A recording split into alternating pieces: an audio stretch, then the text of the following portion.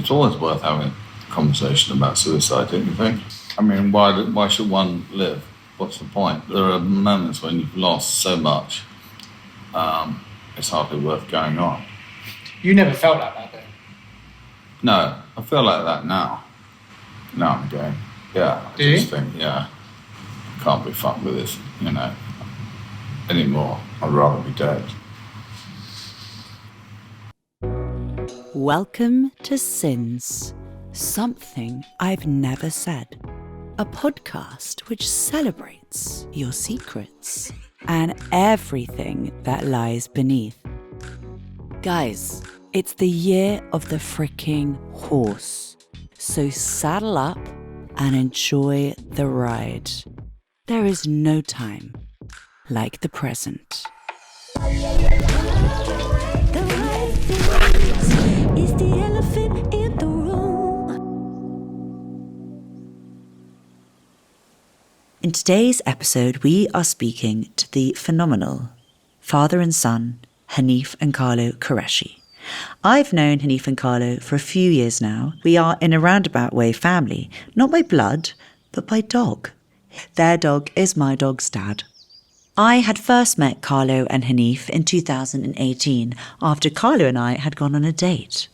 It was only a few short years later, in 2023, when we were both huddled around Carlo's phone watching Hanif give his first interview with Cathy Newman at Channel 4, having just returned home after a very long stint in hospital.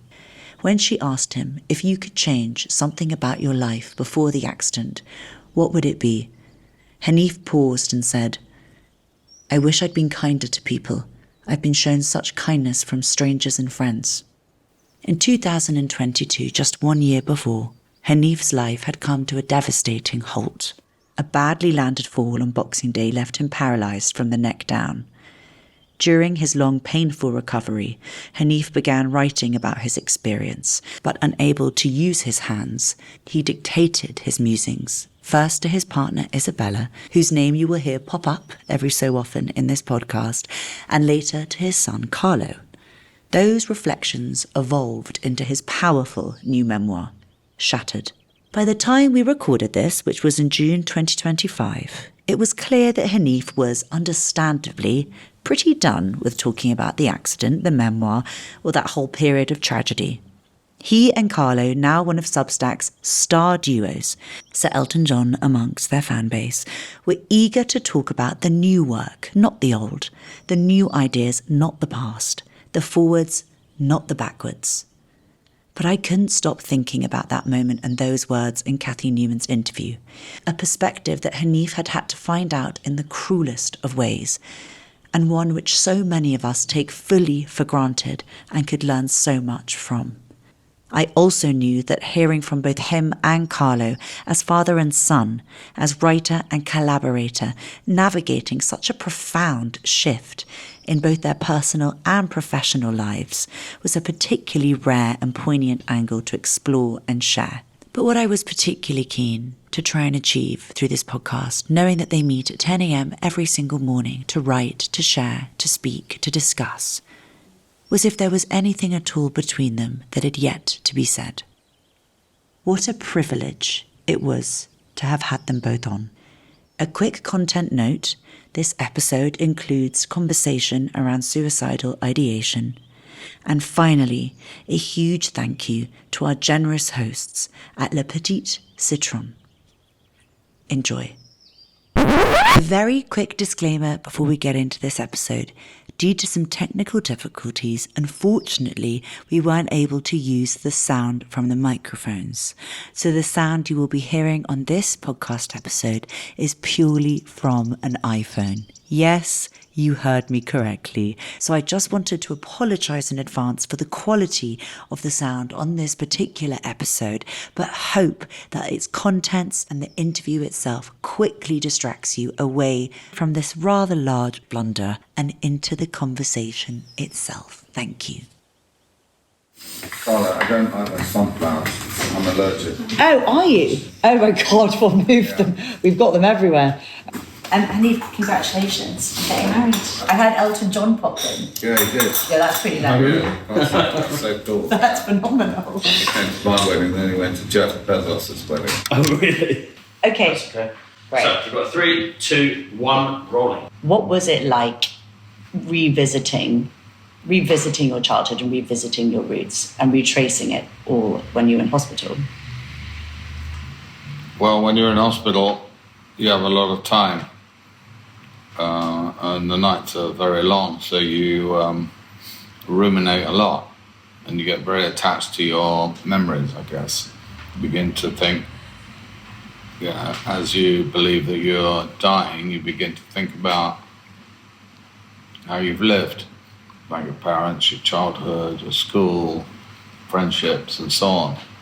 So a lot of my thinking about the past, even as I lay in hospital, sort of broken man, the past came back to me very strongly. So when we finally started writing the gigs, the blogs, and at the beginning we were writing, Isabella and I were writing a blog every day.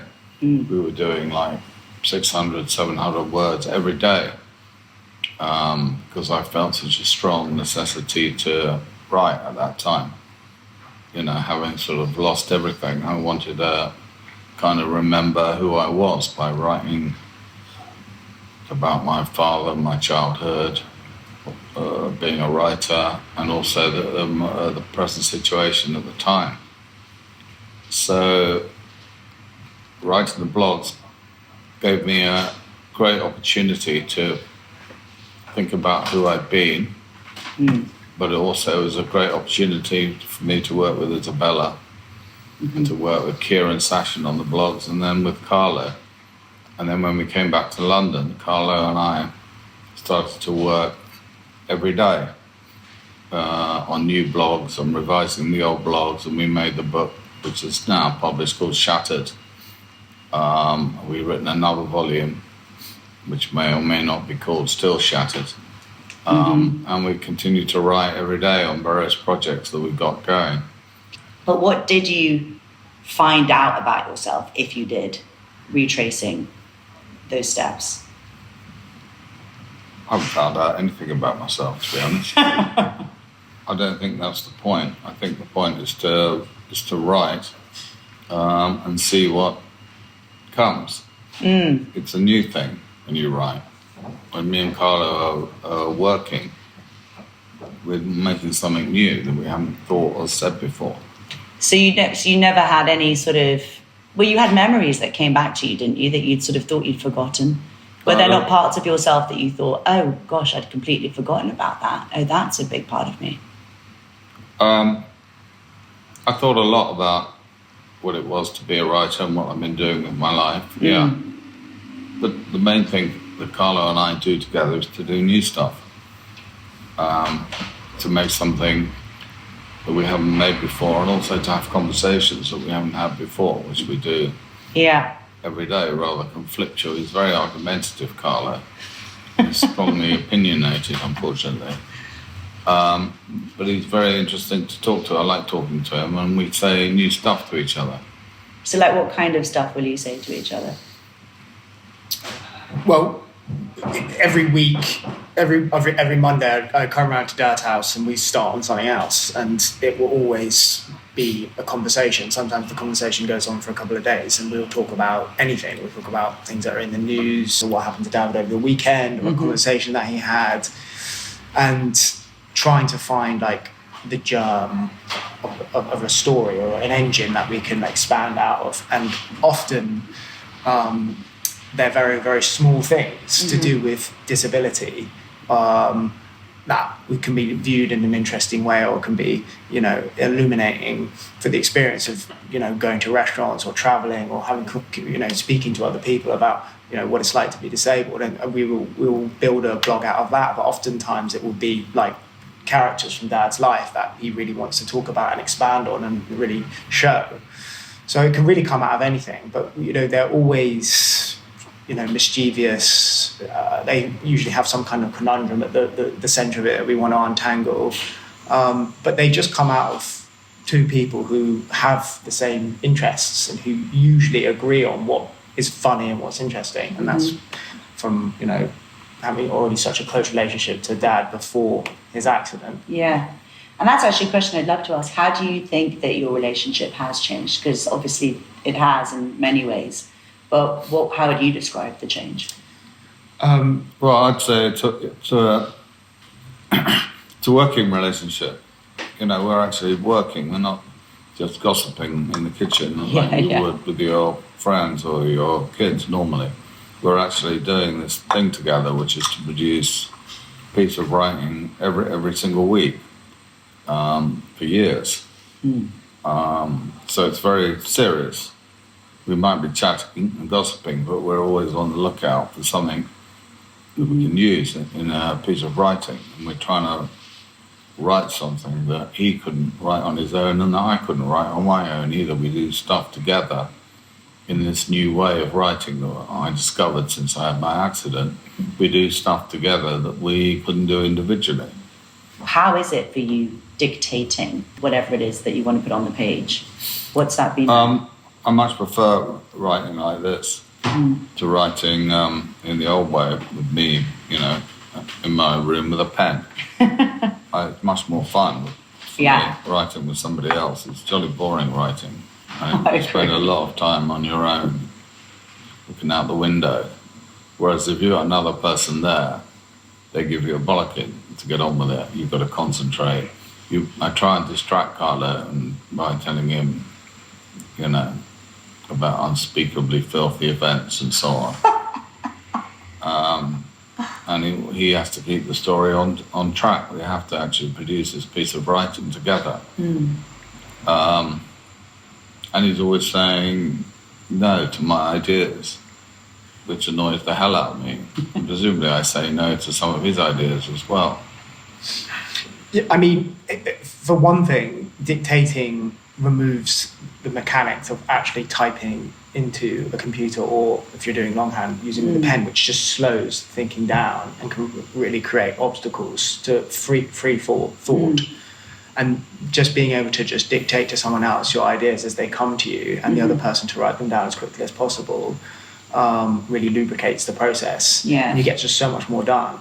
And like Dad said, it's like you've got the other person to stress test ideas on in real time. I think one of the things that really slows down writing is when you think, oh, is this actually any good? Yeah. That's when you stop and stop working. You don't get that with someone else because they'll tell you if the idea is not good or not.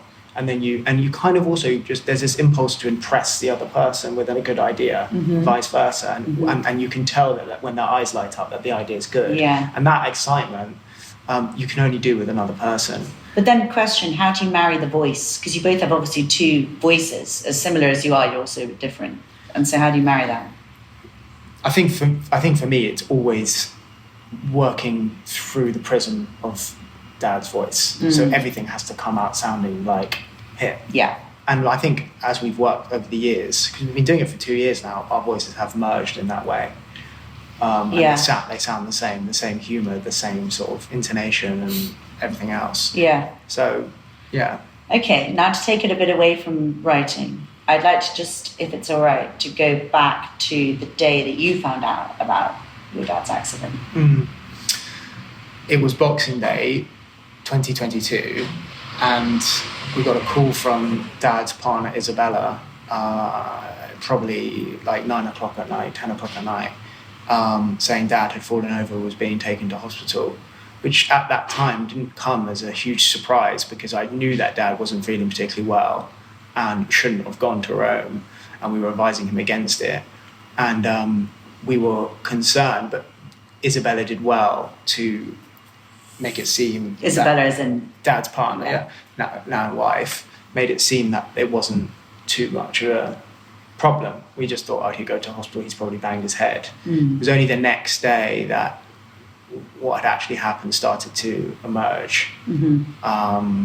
And then it was soon after that we started going out to Rome to see Dad, and then became a regular occurrence over the year, or over 6 months rather, just going out every few weeks or so and visiting him as he moved between various hospitals. And what was it like hearing, obviously, the gravitas of the accident and being far away at the time?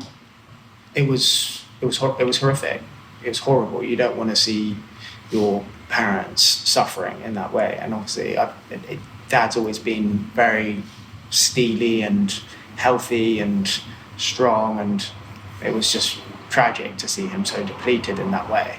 But then as soon as I came to Rome, it was a big relief to see him in the flesh, because although his body was damaged, he was still very, very lucid and himself, and trying to cheer his sons up when he came in. And we were, within an hour or so, the same jokes were coming out and his humour was there. And then it was the end of the first weekend where I was staying there with Dad, where Dad decided he wanted to make a statement about his injury to the public on Twitter.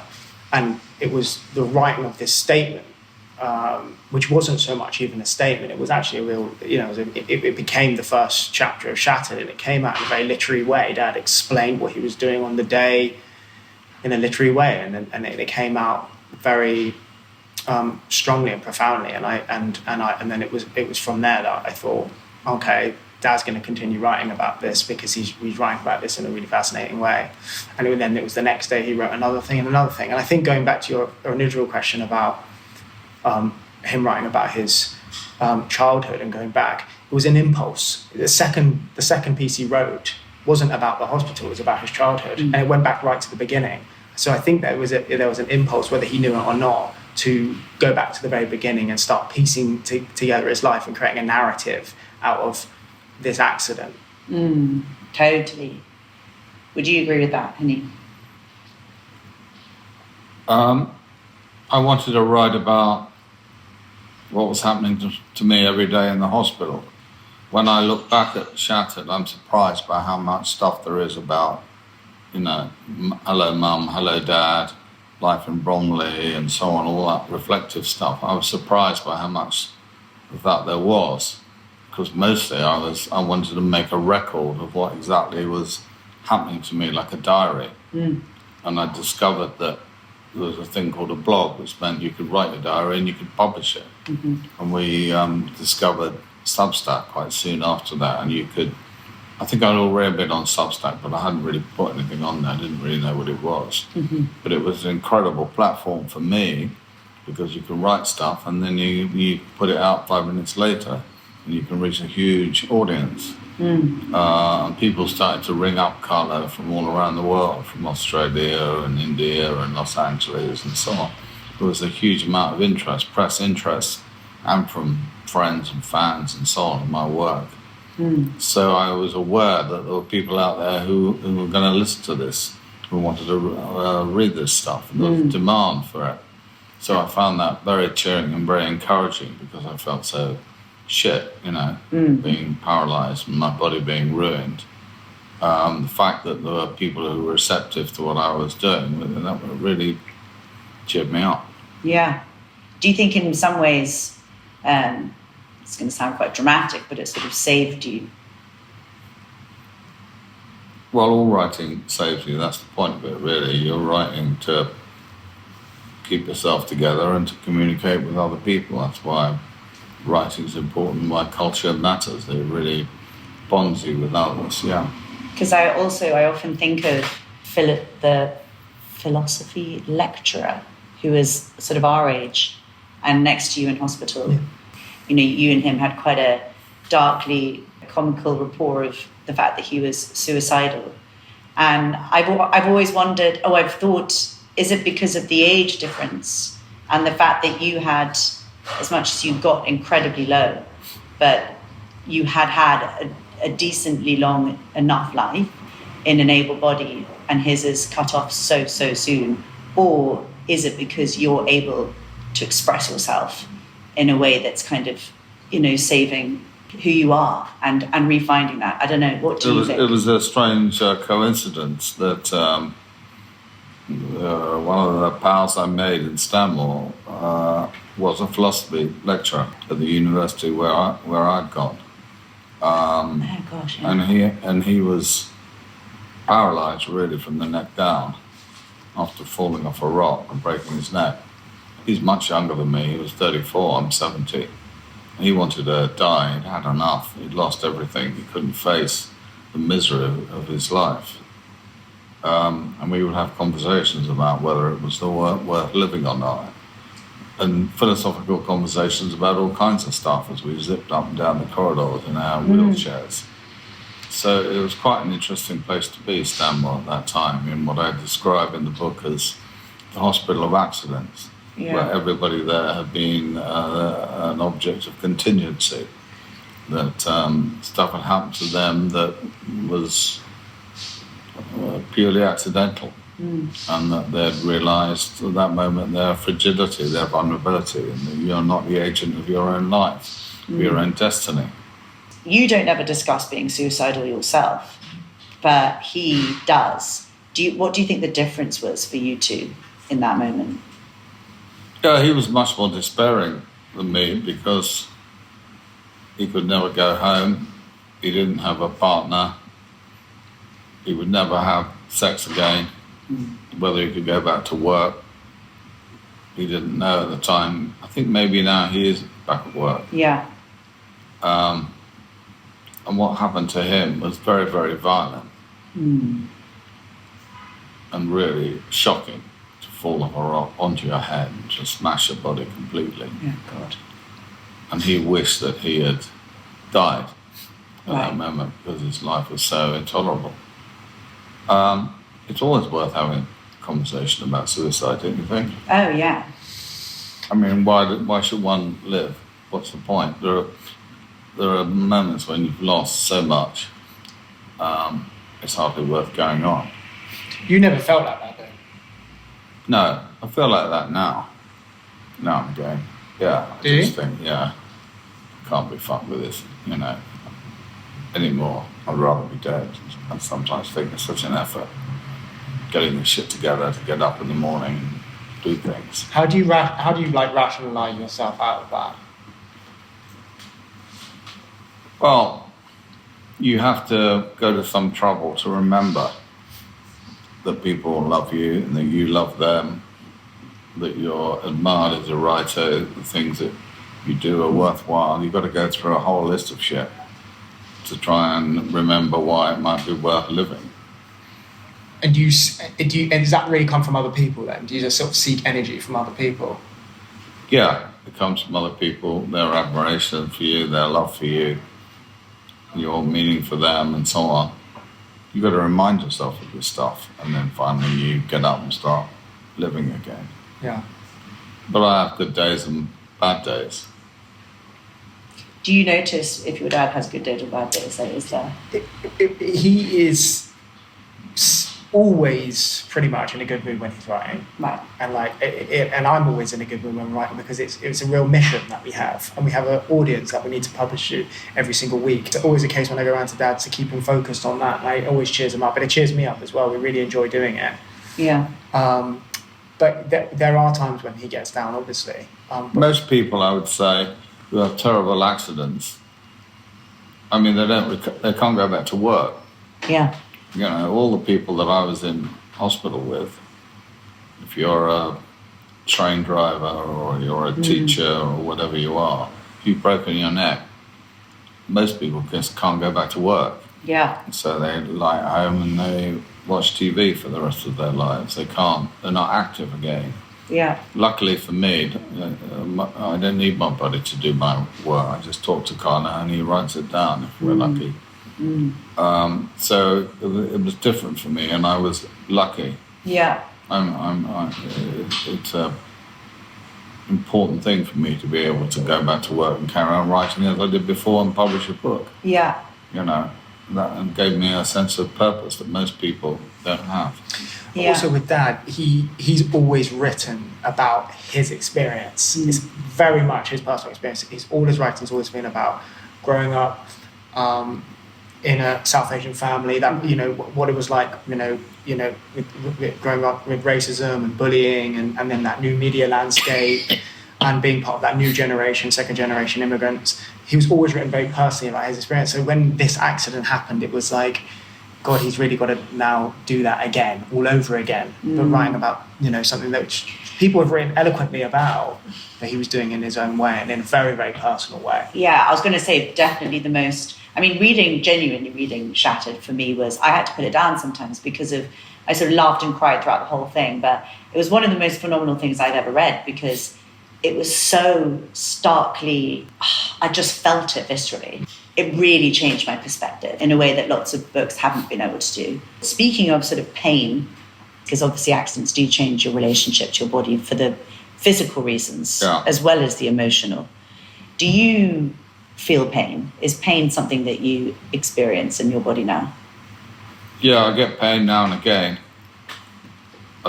mostly in my bladder, and I get a lot of infections, spasms, and so on. But also I have psychological pain of not being able to use my hands, which really pisses me off. It pisses me off all the time, every day, to not to be able to pick things up, feed myself and use a phone and all that stuff. With me, it's much more sense of loss of all that I've lost, but all that's been taken from me. That's very, very painful, and I can't accept it. I can't come to terms with it. I don't want to accept it. I want it back. And that's very difficult to deal with. But I can put that in the writing, and people respond to that. Yeah. As you presumably have, and other people who read the book, they respond to what I've written because it'll happen to them. Yeah, exactly. I mean, they're on their way to the care home. Well, this is actually, I thought this quite a few times, that often when people experience what you've experienced, where your body completely, shatters, breaks down, fractures, they tend to be not completely compos mentis in themselves because they often are very old. And actually you were able to articulate a lot of experiences that people wouldn't be able to do by the time that they experience the physical breakdown. It's a testament to Dad's sense of humour, which is that he can balance and marry like a description of being, washed, cleaned, and moved around, and not being able to use his hands. Really brutal experiences with then memories and ruminations and jokes, which is actually how his mind works anyway, and that's why Shattered itself reads in that quite fragmentary way, because that is actually how his mind works, and that's how actually all our minds work as well. We get bored of the brutality, and we just want to we want to entertain ourselves, we want to tell a joke. And I think that, and that's why he's been able to garner such a large audience, because there are people all over the world who are also going through these experiences where they are having these horrible experiences, and they, with their bodies and aging, and they want them validated. At the same time, they want to be reminded that you can actually still have a good time, and still make jokes and be mischievous and cheer each other up with stuff. Yeah, and I think Dad's writing really marries those feelings. Oh, big time. What's your understanding now of the body versus the mind? Well, my mind's all right on the whole. I was very lucky. That I didn't turn out to be a complete veg. My body is totally fucked and useless, but I can still talk and I can still write, and I'm grateful for that. And I can live in my mind. I can live in the past, I can live in my memories, I can make stories up and write new stories. I'm incredibly grateful for that I escaped. I didn't have a stroke. I can continue to speak and work and so on, and I have to do that. I'm glad for that. Yeah, so I was lucky as well as unlucky. And I think largely it's not comfortable for the person to experience it, but the processes of the body can be taken care of by other people, which is what's happening to Dad now. We feed him, we wash him, we clean him, he's groomed and looks well every single day, and everyone does that for him. And it's become we found an equilibrium, we manage it, it's okay, we do it automatically now. But you can't take those processes, we can't do that with the mind. That is very much the person. Yeah, exactly. Because also you said that you recounted memories you'd never remembered prior to the accident. It sort of makes me think, God, what's in there that I don't know? because the mind is also our sort of worst enemy. Mental health is certainly something that I've experienced and lots of people have. But with your mind now, do you have a completely different relationship to it now, obviously, because it's the main driver of everything, really? Well, once you have an accident like mine, and I know you had your own accident, I mean, nothing is ever the same again after that. And your relationships with other people change entirely. Therefore, your mind changes as well. My relationship with Isabella, with the kids, with my friends, everything has completely changed. Mostly for the better, actually, because you're much more dependent on other people. And you have to enjoy your dependence on other people. I mean, at the beginning, it's really, really frustrating. You can't go to the sink, drink a glass of water. You can't make a cup of tea. You can't do the most simple thing. It's disgusting. It feels awful and degrading. But then you have to learn to enjoy your dependence on other people and their desire to help you and to look after you. They don't mind making you a cup of tea. In fact, they want to make you a cup of tea. They love making you a cup of tea. They feel fulfilled in making you a cup of tea. But you've got to establish this complete difference in terms of your relationships with other people. And that wouldn't be the case with everyone. I think there will be people who become disabled who probably weren't particularly, had very good relationships with their family and friends around them, and then they become disabled, and that would just cause an untold amount of friction between them and their loved ones. Whereas with Dad, we all really like going around to Dad's house. I mean, every time I go around to Dad's house, it's got 4 or 5 people in there sitting around the dinner table gossiping. It's got too many people coming around. They love speaking. I bet, like the hospital. It's a talking shop. I mean, he's constantly got people around because they love speaking to him. He's such a good sense of humour. Yeah. And of course, like Dad said, we have absolutely no problem doing those things for him because of that. But he's got to. It must be a bit of a strain for you, Dad, because you've got to cultivate those relationships continuously and keep people happy and coming back and stuff, which must be quite a strain. It's not. I look forward to seeing people now much more than I ever did before. And I really enjoy the depth of conversations I have with people now that I didn't have before because they hang around much longer. And that's interesting. Why do you think that is? Well, you're not just having a beer with somebody. They're coming around, they're going to read the newspapers to you. Right. They're going to give you a head massage. They're going to make you a meal. And then they're going to make you a meal the next day. And then the day after that, they really have to look after you. Mostly the women, but not only the women, but mostly the women. Yeah, of course. So the relationship is much more intense. Much deeper. And much more profound. Yeah, and you really see the love in other people, I guess. How kind they are. I was actually, that was a revelation to me.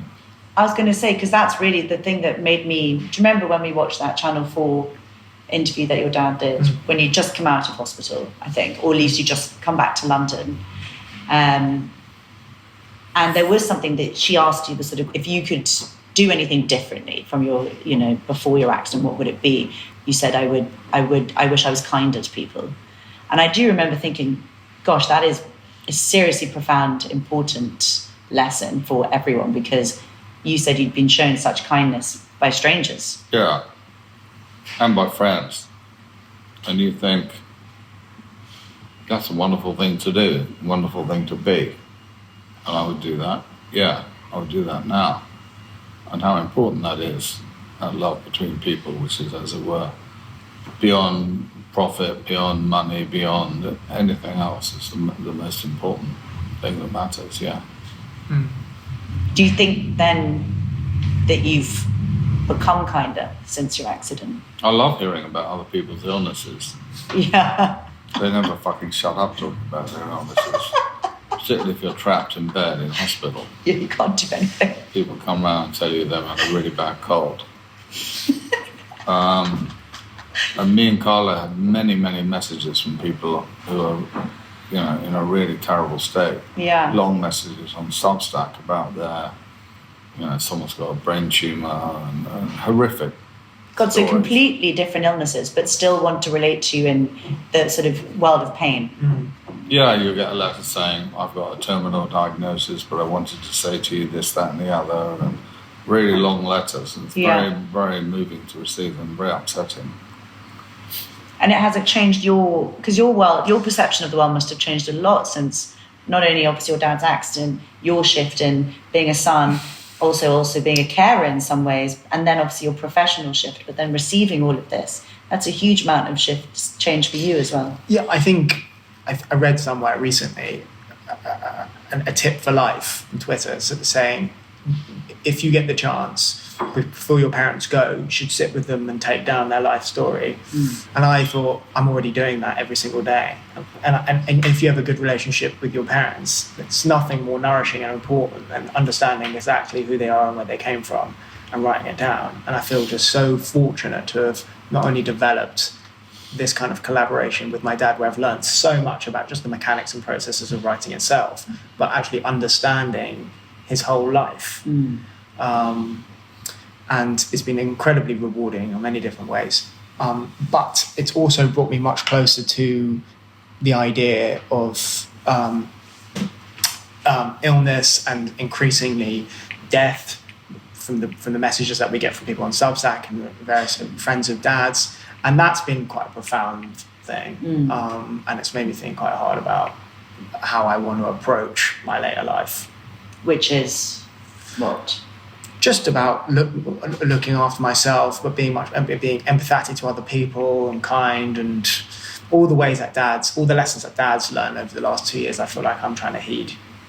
Yeah, you sort of actually got them much earlier than most. Most people. Yeah, most people get them singly through just one parent or a couple of parents or even their grandparents. But I feel like I'm surrounded by these stories now from people all over the world and dad's friends, because dad's processing his friends' illnesses as well for his blogs and stuff like that. He talks increasingly about a wider group of people. The blogs have become much more expansive and theoretical now. The Shattered book was very much about his experiences in that very moment. But since then, because we've continued writing a year and a half after that, we've had to become much more expansive and really work hard to not cover over the same ground, to find new places to go.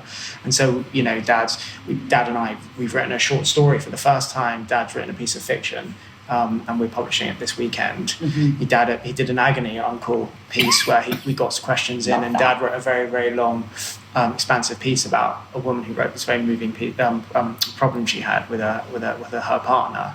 So we're constantly trying to find new ways in which Dad can bring his experience of illness and damage to his body, but into other places, and be much more charitable with other people. Yeah, actually, speaking of, and so it's still sort of part of your experience, but now obviously wider reaching in terms of other people's stories being told rather than obviously just coming from yourself. Yeah. But one part that I never understood or knew, which I've spoken about to lots of people since, who also didn't know, is the serious predicament, dilemma, I don't know, neither of those words cover it, but that lots of people who do suffer any sort of paralysing situation in hospital, that them going home is such a huge issue. Like, that's something which, as you said, you already had a home, you had a partner, you had support, and you had financial backing enough to change your house to suit your new needs. And that's something which